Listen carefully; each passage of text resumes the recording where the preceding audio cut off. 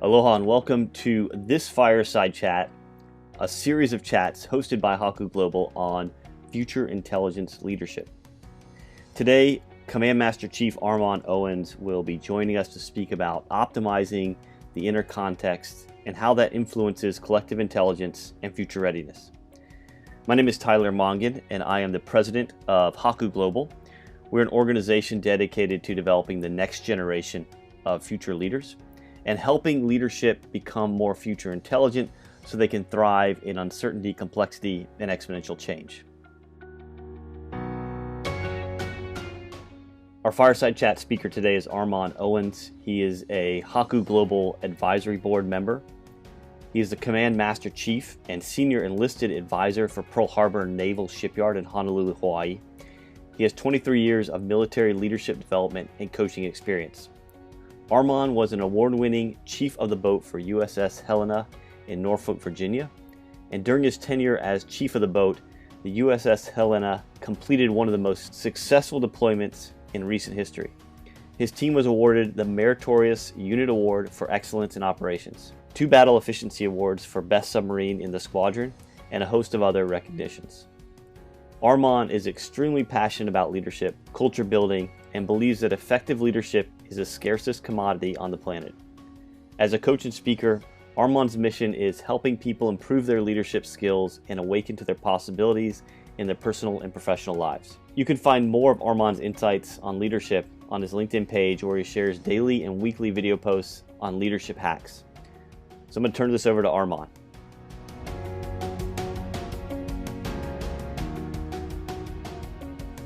Hello, my name is Armon Owens, and I am representing Haku Global for the second of our Fireside Chats. And today, I'm going to be talking about optimizing the inner context. I have been in the military for 23 years. I am a career submariner, and one of the things that has led me down, the path of getting to the place where I recognize that optimizing the inner context is the direct key to being able to see the future, to optimize your future intelligence, is mainly because of anger. Shuji Nakamura was asked how he became one of the world's greatest living inventors, and his response was by always being angry, never being content with what is, and always hoping and looking for another way. And that's kind of, how I came about, getting to the place of optimizing inner context. In my field in the military, much like the rest of the world, people are struggling with mental health. People are struggling with performance. People are struggling with, getting the results that they're looking for. And I kind of went on a journey out of frustration because the Navy, established a team, kind of outsourced a team, to come in and to begin to look at why we're so stressed out, why we're not performing the way we needed to perform.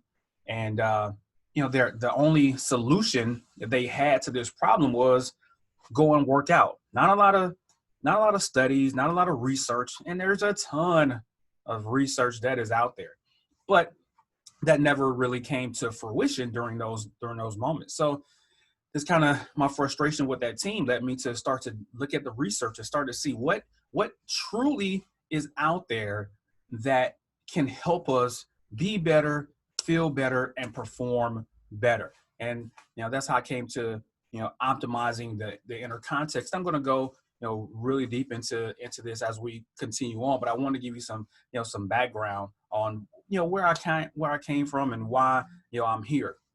Another one of the primary reasons for me getting to this point is a few years ago, my wife also, she had she developed thyroid cancer. She's completely well, completely fine right now. That's been years and years and years ago now. But she ended up having to have her take her thyroid out, and I'm in the midst of all this research, and I'm digging into to studies and talking to individuals. But meanwhile, she's having these panic attacks. And during these panic attacks, it kind of debilitates her, and they came out of nowhere.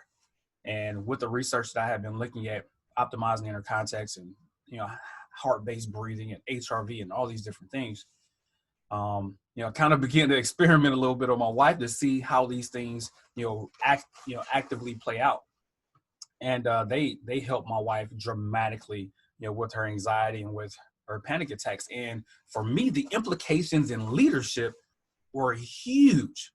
So, and I gotta tell you, I don't know if kind of about the thyroid, but it controls just about everything. It controls everything.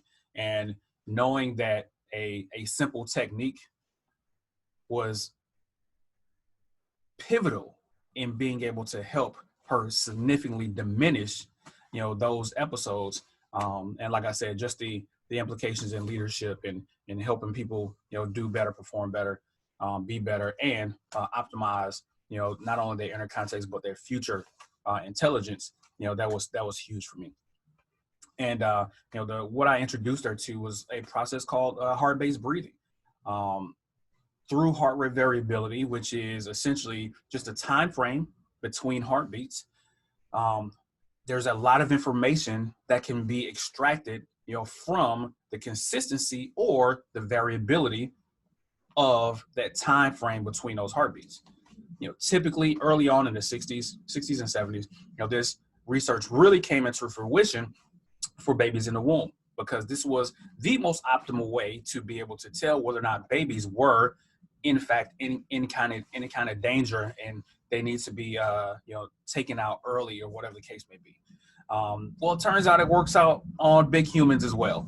And what it is an indicator of what state your nervous system is, right? Heart rate variability is one of the only quantifiable indicators of what level of stress you're currently at. So when you have a low HRV, you're in what's called a sympathetic nervous system state. So what that means is you're literally in freeze, fight, or flight, right? Your brain essentially shuts off because now your nervous system has sensed that you're up against a threat. Therefore, all the higher level processing that your body, your mind, normally uses is no longer relevant, because your body senses a danger and is optimizing, or in this case, de-optimizing your body in an effort to seek out, find a threat, and get away from the threat, and ultimately survival, right? And as you can see, we're kind of running on, 1,000-year-old technology, but now we're not running from lions, tigers, and bears, right? We sense threats. Our nervous system sense threats with a deadline that moved, with children, acting not the way that you want them. I mean, just a myriad of things that our body senses as threats. And then we go into a stress state,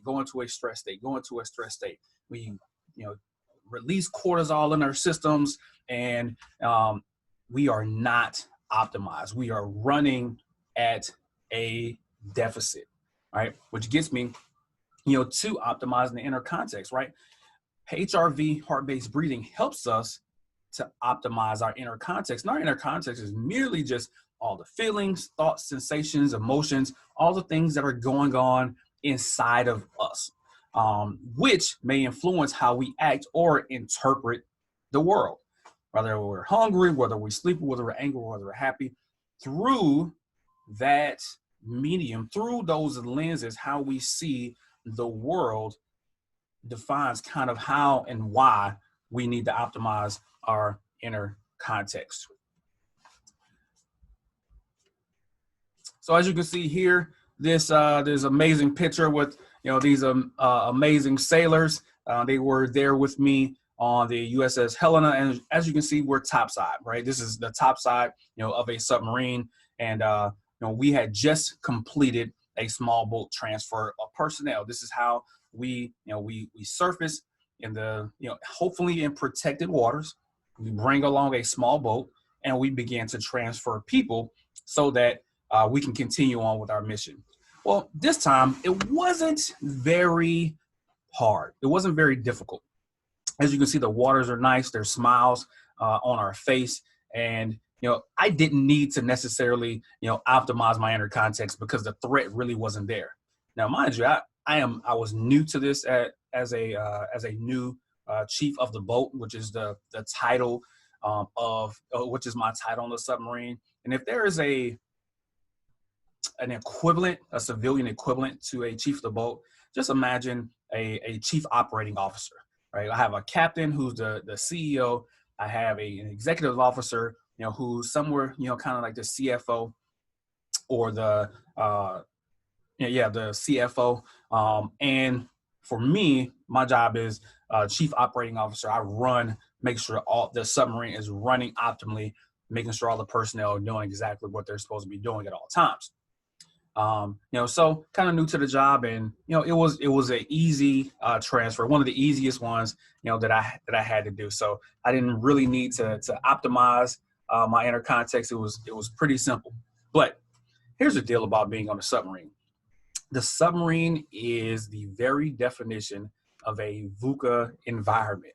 It is at any moment, things can change very drastically because for a submarine, we're operating underwater and the water is always trying to get in. It is always trying to get in, right? So we always have to be at our peak self. Don't have a lot of room for error because next time I had to do a personnel transfer, we were in this situation. We're on deployment. We're in one of the coldest places on Earth. And now I'm dealing with extremely tough waters. I'm moderately, sleep deprived because we're on mission. So not a lot of sleep, When you're in charge, on a submarine, you don't have the leverage to be able to get good night's sleep. You have to optimize that and get as much good sleep as you can, but in spurts. So when we're doing this boat transfer, the pilot that we're bringing on the personnel were not very experienced at all. Not experienced. The personnel that we were bringing on board, they did not have the proper shoes on, didn't have the proper equipment on because the topside area is full of ice. It is cold. It is freezing. It is below, well below zero. The wind chill is, deadening. And compound that with the risk of them possibly falling into the water, they're very likely going to die if they fall into the water. So the situation has changed drastically. We're talking about the volatility at its peak, the uncertainty of the situation, at its peak, just because of, hey, things can change very rapidly. And one of the things that I had to learn how to do is, hey, how can I put myself in peak operating mode at any time, in any situation, under any context? So before I come up topside, before we go and do also you can see there's not a lot of smiles, on the faces here as well, right? But having to optimize prior to, before we are going into this evolution, I am down, I'm doing more heart-based breathing. I am, focusing on the issue, the task at hand, and I am getting myself together, doing my breaths, optimizing my heart. And even in the moment, while I'm doing the transfer, I am optimizing, I'm doing my breathing, because what it allowed me to do was to see things before they were occurring. There was one member who was coming off the boat who was not very sure of himself, not very sure of his footing, kind of awkward. And the fear on his face, told the whole story. He did not want to come across that brow. He did not want to come across, to do that transfer. So because of his lack of trust, his lack of footing, and his fear, when he came up, to actually do the transfer, he almost failed. But luckily, through being optimized and being focused and being locked in, kind of being almost in a flow type of state, I was able to see that, react to it. No, you grab his hand, get him up there, and we did not have any casualties. We didn't lose anybody. Nobody fell in the water or anything like that. And we're talking about this transfer took hours. We're in this weather for hours. And it wasn't just me that was optimizing inwardly. My entire team was optimizing inwardly so that we could all collectively, because the collective brilliance of a optimized team, there is no problem that team cannot overcome. So we're all optimized. We're all ready. We're all seeing very clearly, all operating optimally, and we got through that.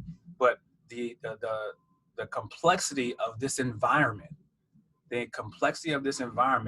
really calls for members to be optimized inwardly, and that's what we ended up having to do, and that's what we focused on as we did pretty much all of our evolutions, right?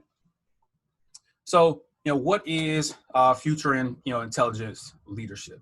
Well, for me, in a word, it's clarity.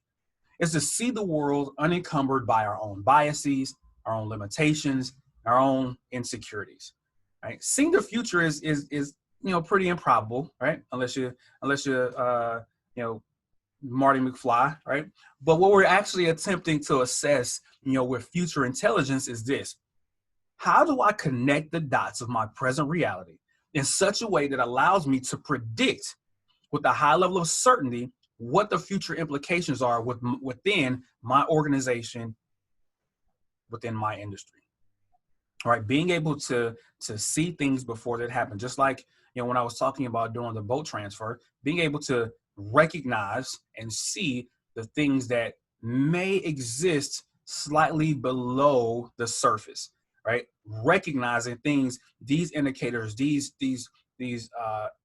points of information that may go missed if I'm clouded, if I'm not clear, right? That's why future intelligence, it really is about clarity. It's about being able to see what most people miss because they're clouded, because they're not optimized inwardly. It's removing the fog and being able to see things the way they are so that you can understand what is the thing that is going to come next. What is most likely going to happen in a month, in a year, in 2 years, in 5 years, right? So today the things that I'm going to be talking about is the optimization, the importance of the optimization of our inner context and how that enhances our ability to predict and anticipate futures despite all of the challenges that we have to deal with currently. And I'm going to talk more about some real world application of inner optimization so that you can apply that not only to your individual life, but to your entire organization. A lot of times what we end up doing in organizations is, we're humans that are just doing. We're focused on the doing, but not humans being. Most leaders and executives, right, we spend most of our time focused on what we need to do in our business and spend very little time thinking about who they are being and how they are interacting with others, right? In business, the focus is virtually always on the outside tangible world. Well, in optimizing the inner context, we're going to take that focus, right, and bring it inwardly, optimize ourselves inwardly so that we can interact with the outside world in a more clear, concise, and measured way. This is what optimizing the inner context does. And like I spoke about earlier, as we seek to compete in a world characterized by ever-increasing volatility, uncertainty, complexity, and ambiguity, we are struggling to meet and surpass our ever-increasing goals and our targets and things that we're hoping for. There's always stories of falling short. How do I get my people to get their performance levels up? And in an effort to improve that performance and grow our business and move our organization forward, leaders are still competing almost exclusively in the area of do, the area of behavior, which I'm going to talk about a little bit later. But the truth is, we are drastically overwhelmed as leaders. Our plates are so full. And just like I talked about earlier, we are operating primarily at a deficit. We mistakenly rely on the experience and our intellect to get us through. But the truth is, if we're not optimized inwardly, we don't even have access to our top level intellect and the use of our experience, right? And as things get more complex, more volatile, more uncertain, and more ambiguous, we become more of a liability to our organization than the asset that we think we really are.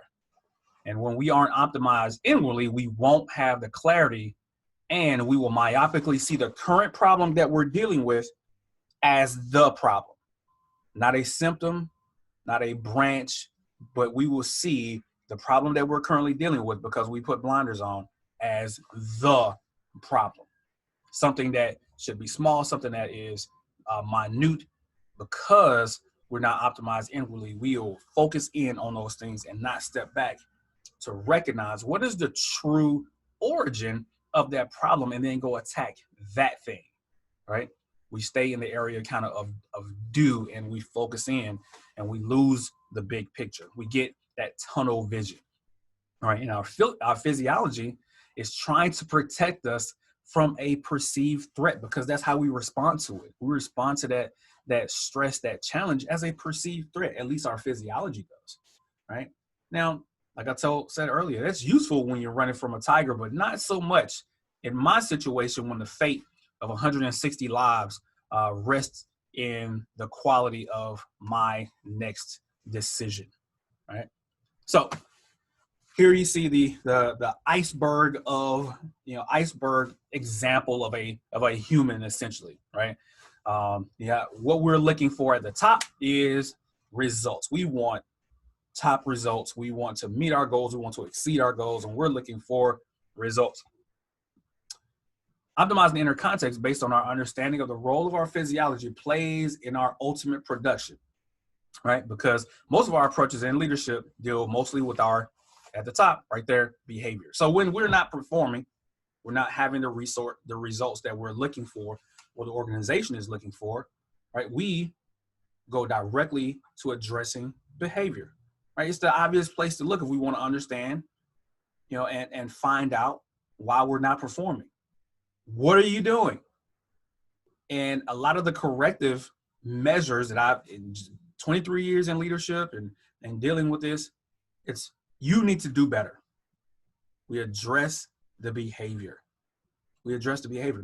Never go really any deeper unless you get a higher level thinker, higher level leader, that understands that maybe their thinking needs to be altered, right? But most managers, most leaders always stay at the behavior place, and the military is just a microcosm for the world, for industry.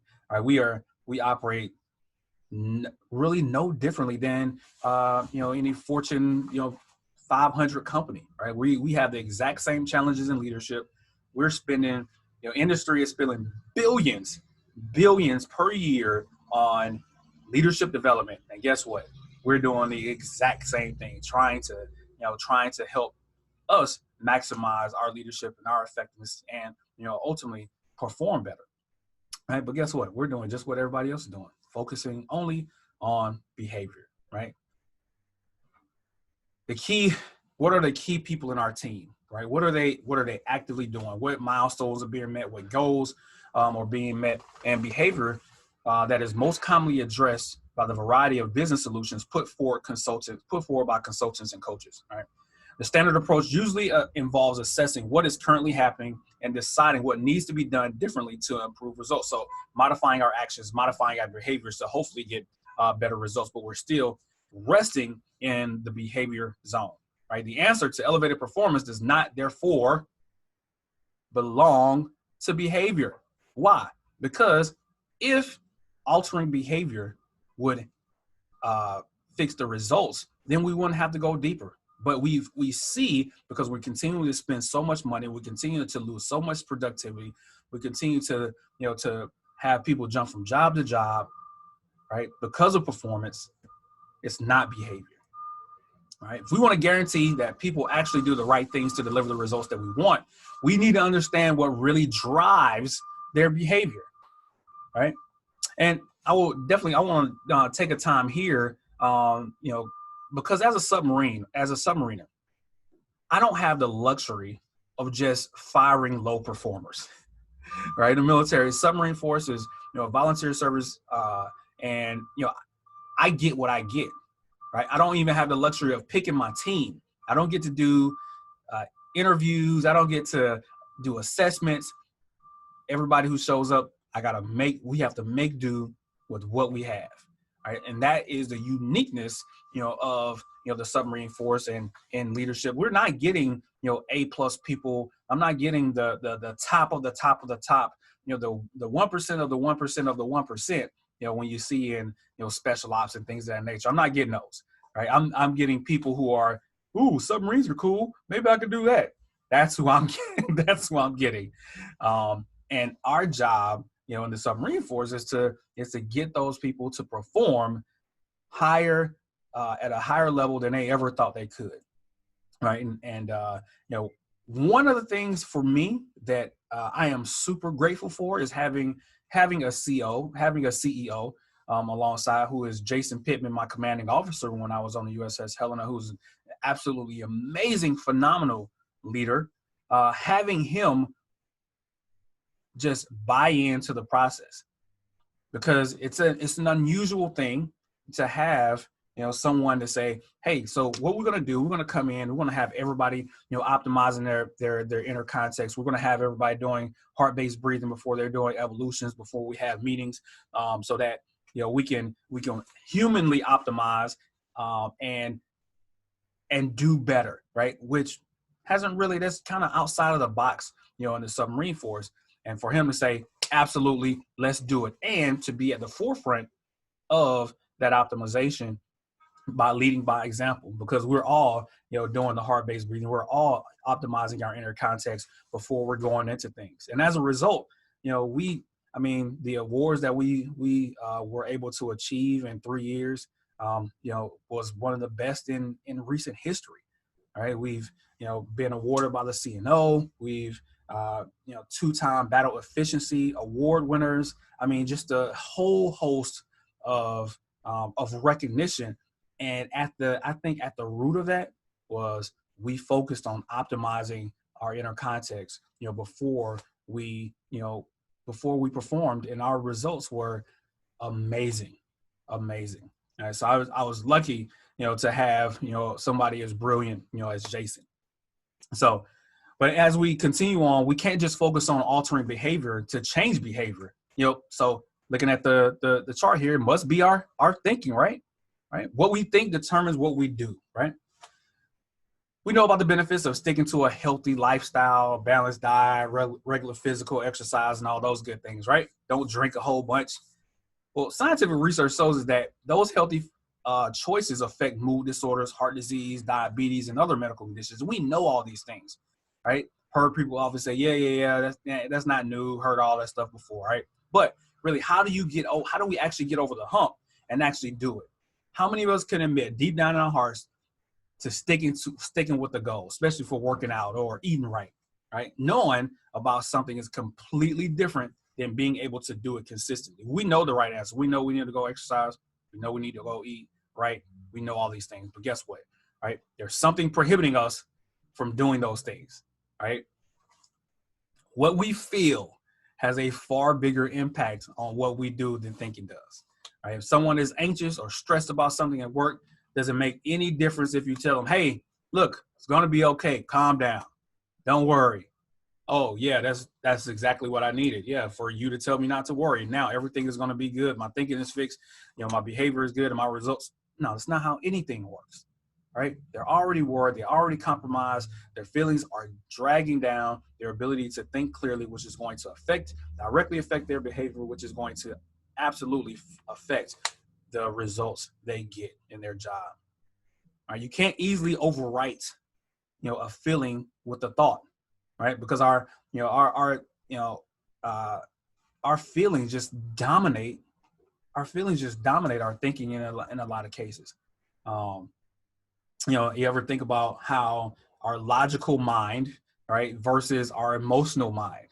How many bad decisions have you made because your emotions have taken over, right? And then once your logical thinking kind of catches up, you're like, oh man, I messed this up. You may have lashed out, at somebody, knowing that it's not beneficial to yell at people. It's not beneficial to, to do those things. But because you're feeling upset, feeling angry, feeling frustrated, that overrode your thinking, right? So it's not just our thinking. We also have to go a level deeper into our feelings, all right? But even with our feelings,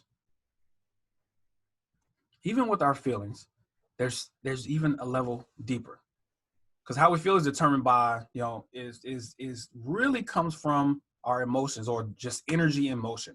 And when we have a stimulus, there's a response. That stimulus, all it is just energy in motion. That's all emotions are, right? And they directly affect our feelings. We interpret what that energy is, by what we are accustomed to, right? And the reason, it's so hard to control or change the way that we feel, is because of that raw emotion, right? And it's occurring, beneath the surface without us, even realizing it. And that raw energy pulsing throughout our body is already in transit. Once it's already going, it's pretty hard to, to mitigate and to stop it. And the reason this raw energy is coursing through our body in the first place is because at a even deeper level, down in the basement of the human system, is our physiology, or our biological reactions and processes. So what is really driving our behavior is thinking. And what we think and how we feel, right, is determined. How we think is determined by how we feel, which is driven by our emotions, which are totally made up from our physiology. As you can see here, my submarine is entering our operational area during deployment, or not. Obviously, it's just that's a redacted, operational picture of a submarine, because a lot of what we do is pretty much classified. We wind up in some of the most dangerous areas in the world, and if you talk to a submariner, they're gonna tell you where they haven't been. They're gonna say that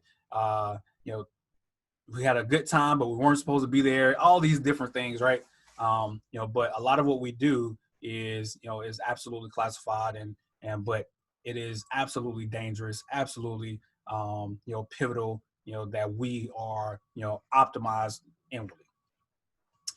And, for one of the things I want to do now is, just kind of, briefly show you, what we would do before meetings, before evolutions, to make sure that our inner context was optimized. And it's very, very simple, right? It is, we would, recognize, find, you can find your heartbeat. It's just bring your focus to your heartbeat, right? You can feel your pulse here on your wrist, or, your jugular, right? Or, just feel your heartbeat on your chest. Bring your focus there and just breathe in consistently. All right. So whatever your inhale, exhale, seconds, 5 seconds in, 5 seconds out, 6 seconds in, 4 seconds out, six in, 6 out, as long as it's consistent. Doing that for a time frame of 3 to 5 minutes. Obviously longer is better. But what that does is it sends a signal to your brain. Sends a signal to your brain, to your nervous system, that everything is fine.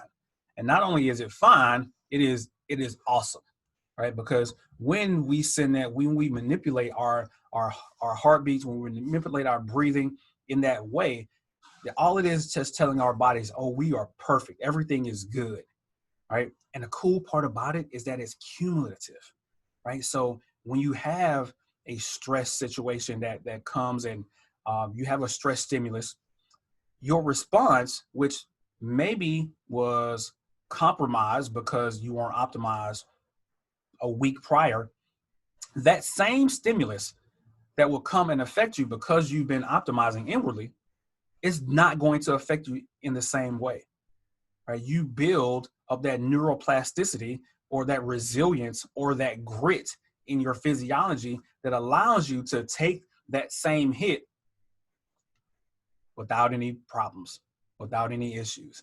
You're able to bounce back extremely quickly, and it's not something that deteriorates you in a way that if you were compromised inwardly, how that would drive you down, sap you of your energy. Right? This, optimizing inwardly maintains your level of energy, allows you to be in control, to regulate your emotions, keep your blood pressure down. The benefits are endless, right? Because during this deployment, during this time, our sailors were struggling. We were gone for about 6 months, and I got to tell you, not being able to communicate with families, not being able to to reach back, it was hard. But this, bringing this into play, bringing this into fruition, for the crew, did wonders. There were numerous times where we had sailors who were ready to quit, and we would bring them in, have them go through a session, teach them, how to do this process, and watch them blossom and grow and be able to deal, with the complexity of submarine operations a lot better. Me personally knowing that my decisions were clear, were made with clarity, with taking all the applicable information that I had, allowed me to help my crew, serve my crew in a manner that brought my best self to bear. I had my chiefs doing heart-based breathing after standing watch, after some of there's some of the most serious operations, that a submarine can do, so they can legitimately reset and bounce back and be at their best. Optimizing the inner context is quite possibly the surest way, to improve and to achieve better results. And it's not theoretically.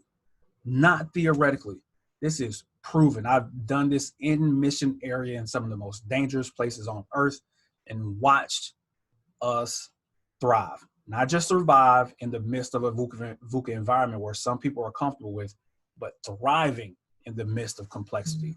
And I gotta tell you, if it works on a submarine, it will work in your organization or whatever field you exist in. And that's my time. That's my presentation. And I appreciate everyone listening and being part of Haku Global's Fireside Chat. And we have another one coming up August the 25th.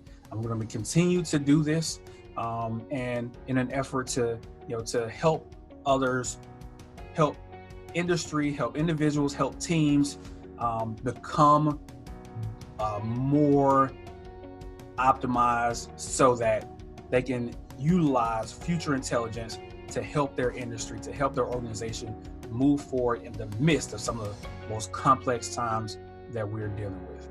All right. Thank you for listening, and I appreciate it.